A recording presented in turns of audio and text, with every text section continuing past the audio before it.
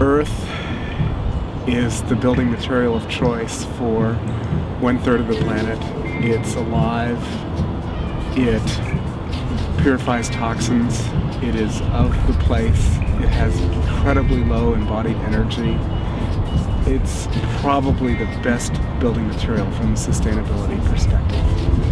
It passes the acid test if you do life cycle analysis on Earth materials. If you just look at all of the energy, water, and materials impacts of the entire life cycle, Earth wins, hands down.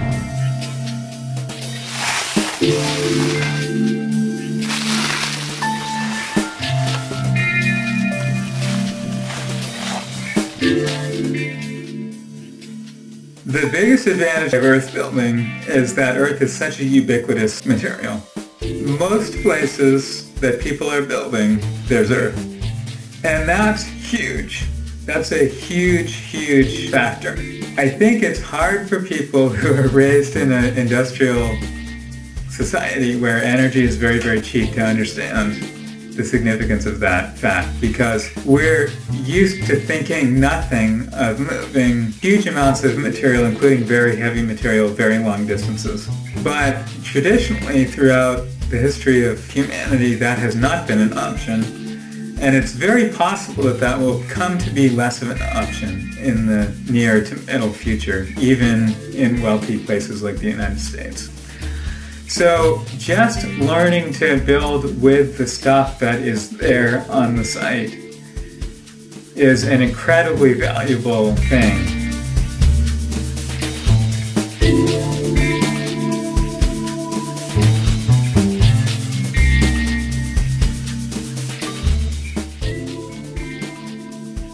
One of the other big advantages that Earth has as a building material is its weight. Because Earth is a massive, heavy material, it has the ability to store heat, or conversely to store coolness over a long period of time. A heavy earthen wall takes a long time to heat up and a long time to cool down. And it turns out that that's critical for efficient passive solar construction. If you want to build a house that is going to be heated mainly with the sun, you need a way to store the heat that's coming in from the sun during the daytime and keep it in the building to release during the nighttime, which is when you really need it.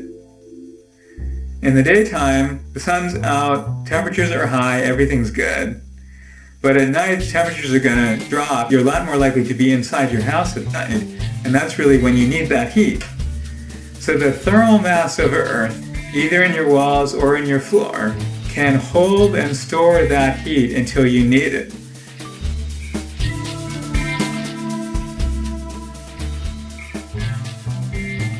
There's a technical aspect to building with Earth that makes it very accessible to lots of people. Most of the earthen building techniques are so simple that people can learn how to do them in a matter of hours to days. We have lots of experience from Cobb Cottage Company in workshop teaching of people who took, say, a week-long workshop with very little to no previous building experience and went from that directly into building their own homes. Usually people require some help with the more technical aspects, but the actual earth building technique is so simple that most people can pick it up very quickly.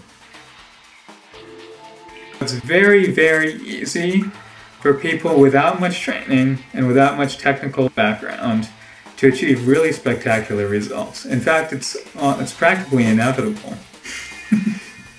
I've almost never seen anybody build anything out of Cobb that wasn't beautiful. So that's pretty remarkable in and of itself. Still haven't seen it really turn into a mainstream technique that's being used for mass housing developments. And maybe it never will. But in the meantime, I think the biggest impact that COB is having is allowing people who want to be building for themselves and who don't have a lot of resources or a lot of training to learn a technique quite quickly that enables them to build a really beautiful and really special home for themselves.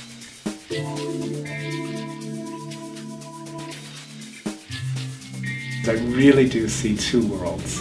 Architects are simply unaware of Earth in all of its forms and variations. They're not specifying it. They're not encouraging their clients to build with it. And then there's this whole world of renegade builders or people that are really fundamentally activists or working from the heart and want to change the world and are deciding, I've got to learn enough about building so I can do an Earth building. I don't need to be a builder my whole life, but I need to do this building.